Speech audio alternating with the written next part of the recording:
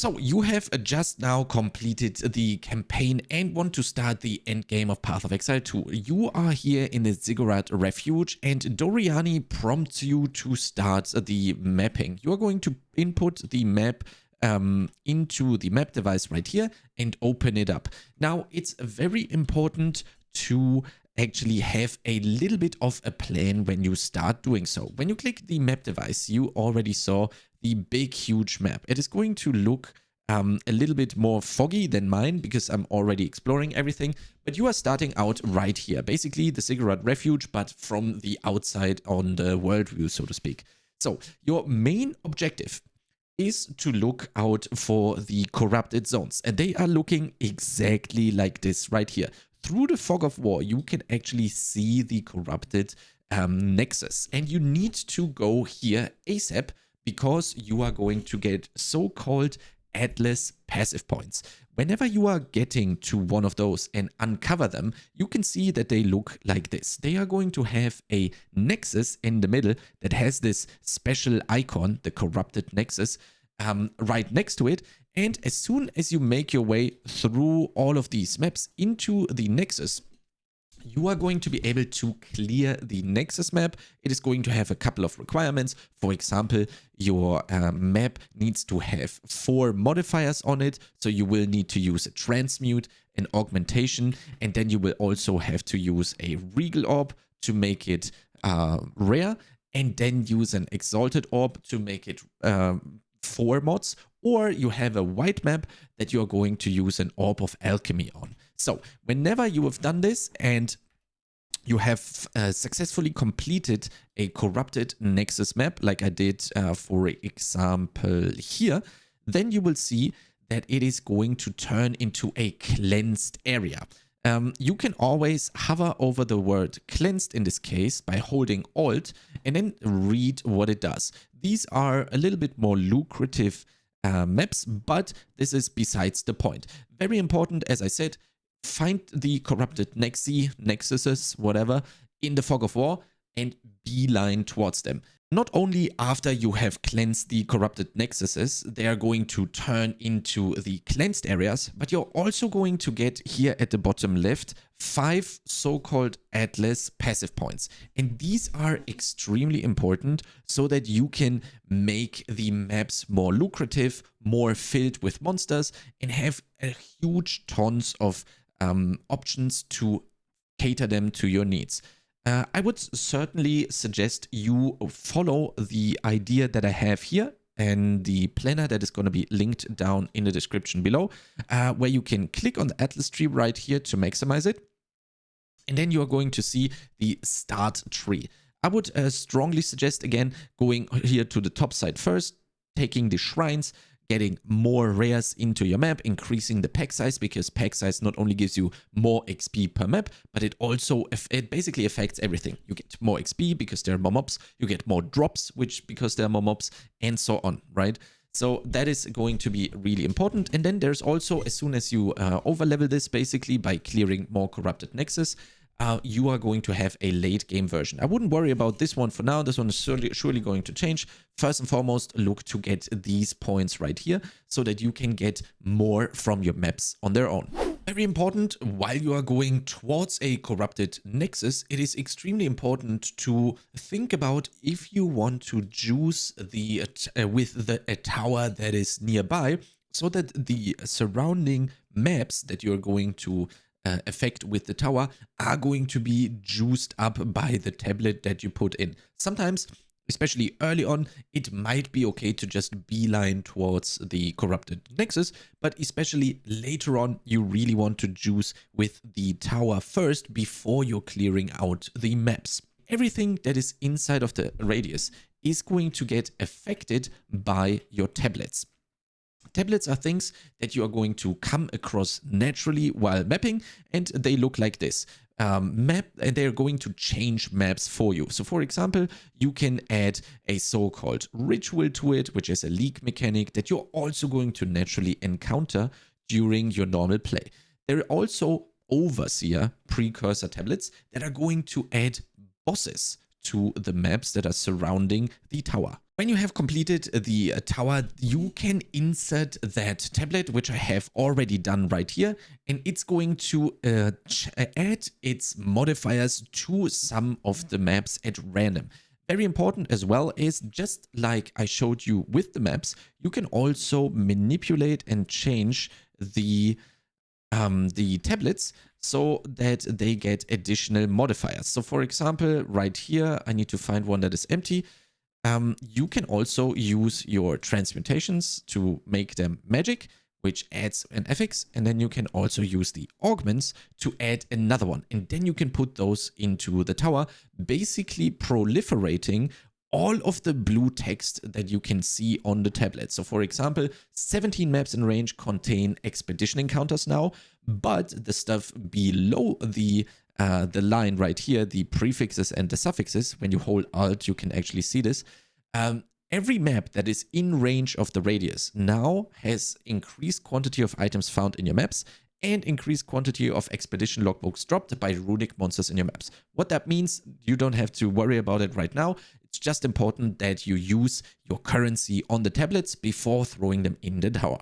Ideally, I would suggest that you are going to use the Overseer Precursor tablets onto your towers, because they are going to add bosses, and bosses give you the ability to increase the tier of the waystones by killing the bosses. So for example, you input a tier 3 waystone into the map, you run the map, it has a boss on there, and then when you kill the boss, you are going to get a tier 4 map backwards. This is or in return, and this is going to be the way how you are going to progress up to tier 15 maps. Very important here is, if you are struggling with sustain for maps, or you are dying and that's why you are losing maps, there are mods right here that increase the quantity of waystones that you find in your maps. So make sure to click those if you are struggling with survival, and start prioritizing defense. It's very important that you are res capped and not like me running around with less cold res, and have basically a lot of maximum life, unless your build does something completely different. Very important, you always want to have, I don't know, at the very least 1 res and life or energy shield on the armor that you're wearing. And then on top of that, you want armor, you want increased energy shield, you want evasion and increased evasion. So basically a good item has 2 resistances, and then life or additional defense that your character is building. And if that's not enough for the map sustain, putting the points right here, then you can also go to Doriani and you can buy maps from him. These are always going to be a little bit less than what you are currently running, but you can actually buy those and then run to the reforging bench and then upgrade them in a so-called 3-for-1 recipe. The reforging bench is going to be, you are going to get here in Act 3, you will need to run to the Molten Vault, which is right here in the Drowned City. You're going to go to the boss, you're going to kill him, get the hammer, and then the reforging bench is going to be available for you. Here you can just control left click the 3 of the same waystones, and also every other item, as long as it's 3 times the same base type and rarity, into this to reforge them into a new one. On maps, they are going to get 1 tier up, whereas the items are just going to make a new item, so to speak, right? So now I can go here and make a lot more tier 8 maps. And this way you can actually not only sustain maps, or you can also upgrade these maps if you have too many.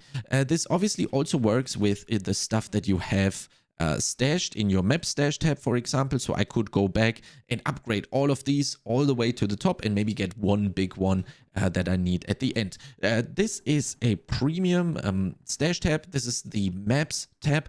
I would strongly recommend buying the map tab, by the way, and the currency tab. I think those are going to make the experience that you have way better, but obviously only after you have spent some time in the game and you actually are sure that you're going to play Path of Exile in the future. Then, as soon as that is done, very important to get your hideout. Anch or something is going to have the hostile takeover quest that you can see here at the top, which means that you need to go and clear a small area, and that is going to give you a hideout. That is basically your own house that you can design however you want. Here you can see that I have made it extremely cozy. Everything is very close together so that I, as soon as I exit a map, can just identify with control left clicking on Doriani and then stash everything that I don't need, and then, for example,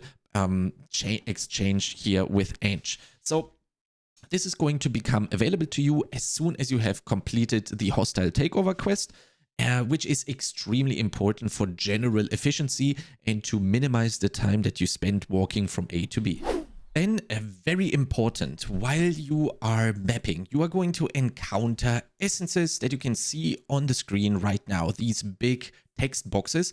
These are basically rare monsters that are encased in crystal, which are going to be freed by you left clicking and are then going to drop essences. These essences are extremely important for not only for selling, but you can also use them to make your own items in a almost deterministic fashion fully. You are going to be able to guarantee a mod according to the essence you found. So for example, I have a item with 2 mods that I would love to have, for example, fire resistance on, and I have found or max life on, and I have found a greater essence of the body. You can also buy that. I'm going to show you how to do that later during the video.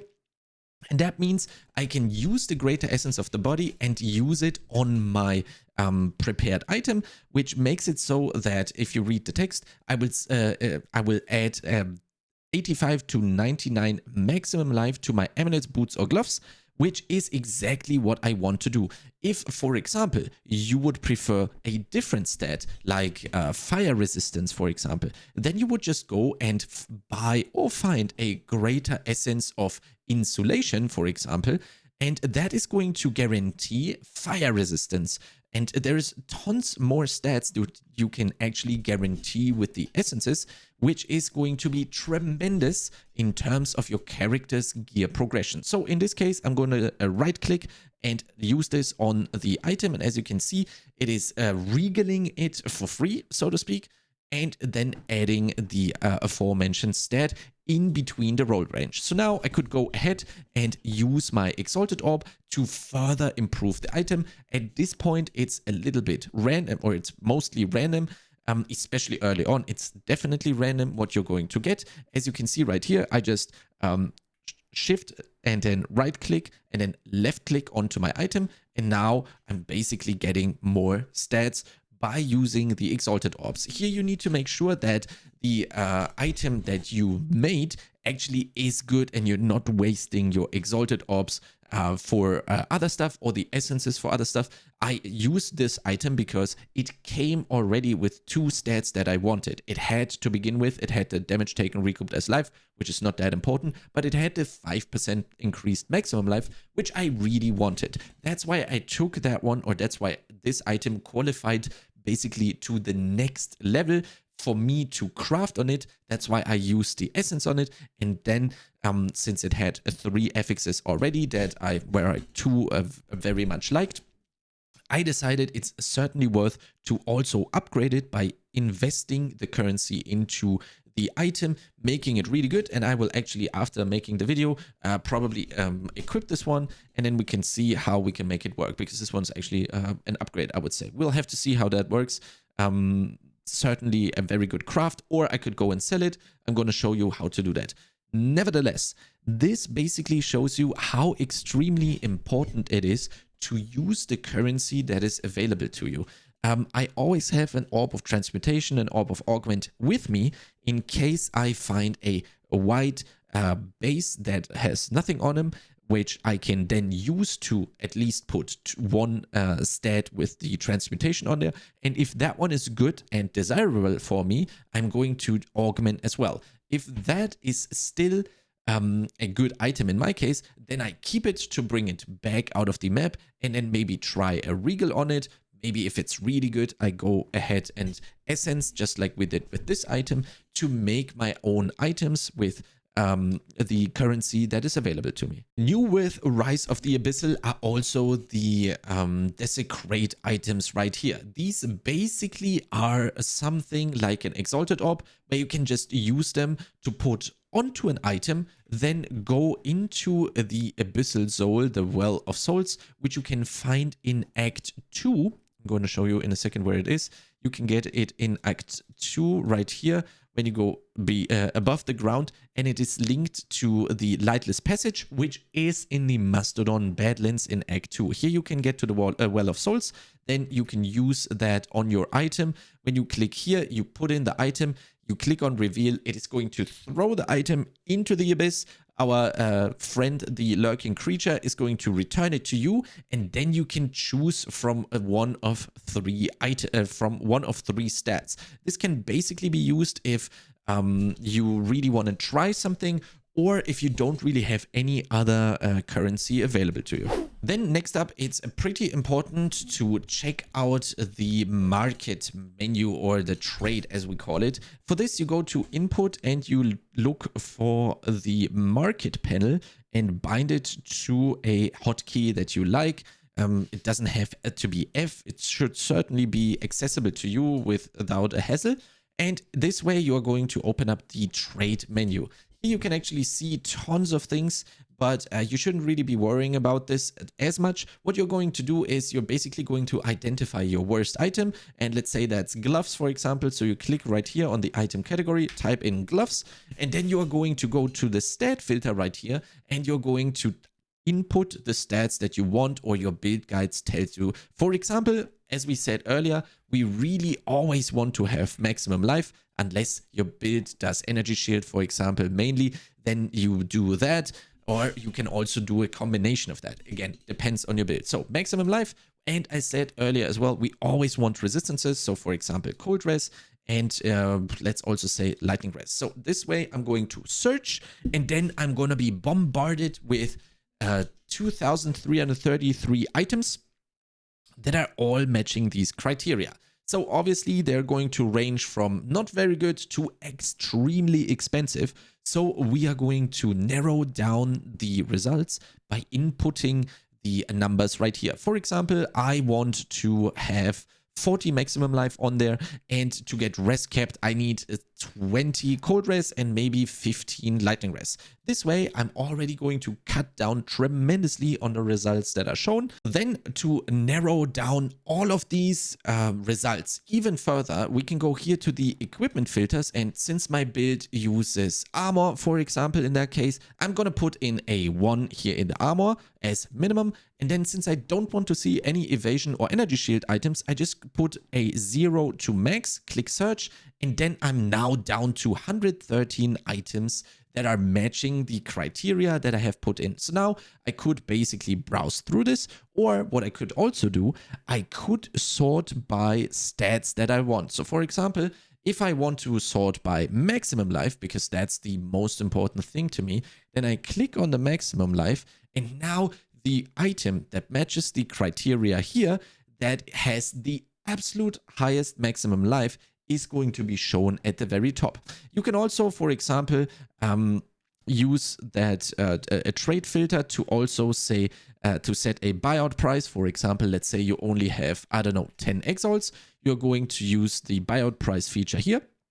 And now you can still filter by maximum life and see that you can get a pretty good pair of gloves that has 145 max life, 25 strength, 25 cold res, 17 lightning res for 10 chaos orbs. Or if you're scrolling down a little bit further, you can see you can almost get the same item. Okay, you're losing 30 life, but for way cheaper. So it's extremely important to play around with the auction house a little bit and know your way around the tool. And the best feature introduced with 0.3 is actually the auction house that you have here when you click on and manage a shop. It is extremely important, in my opinion, that you learn how to price items that are not for your build. Ideally, you would download Exiled Exchange, which is going to be linked down in the description below, which is this menu right here. This comes up when I mouse over an item and press the set keybind. In my case, that's Control D. And this way, it is going to open up a separate window in which you can then click the stats that you want to filter for. And this is going to, just like we did with the auction house, narrow down the search of all bows. So for example, if you're trying to figure out how much can I sell this bow for, you are not going to click search here because it is way too broad. So we are going to narrow down the search by clicking, for example, critical damage bonus, because mine has critical damage bonus and tons of physical damage, which is always clicked right here. And then we're going to click search. We see, oh, okay, it's fairly cheap. People are pricing it for 1 chaos, 2 chaos, 3 chaos. How about I add this implicit right here? Now it already goes up. Now it's like 5 chaos or 10 chaos. Imagine I had another good stat, or let's just, for example, say I have, I don't know, this amulet right here. I found this one. Now I'm out of the map. I'm trying to price this. I pressed my keybind onto the item and now I go, okay, how much is this worth? How much can I put this into my shop for? I know that maximum life is very important. I know that strength might be very important for some people. And now I could go and search for it. Which amulet has so much life, so much strength, and how much does it cost? Here you can see it is searching for amulets that have 100 max life or 28 strength in that case. Here you can see, okay, it's a very broad spectrum still. So I'm going to narrow down the search even further by clicking critical damage bonus, because that's a stat on my item. As you can see right here, it has the critical damage bonus. Now I'm going to narrow it down until I can finally say, okay, this is round about how much this item is worth. Still a little bit too broad. Click lightning resistance, hover over search, and here you can see, oh, that's my item. I priced it for 40 exalts. If this is empty, you have been a little bit too strict and you need to kind of like loosen the approach that you have on pricing the item, maybe by unclicking the lightning race and now clicking increased energy shield, for example. Right here you can see, oh, okay, there is something for 89 exalts, 2 divine. Okay, so we're kind of like in that range. If you want to look at their items, you click the trade button right here and it's going to open up the exact search that you were filtering for in your browser.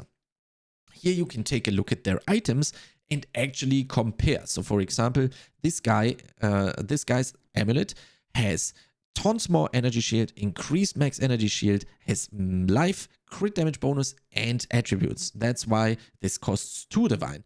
Ours is not quite that good, so the price is therefore going to be a little bit less. This is basically all of the important stuff in the early game when you are coming out of the campaign. If you follow this down to a T, you are going to have an absolutely amazing start. If you have any questions or want to see how I do it, you can see me live or watch me live on Twitch. The link is going to be also down in the description below.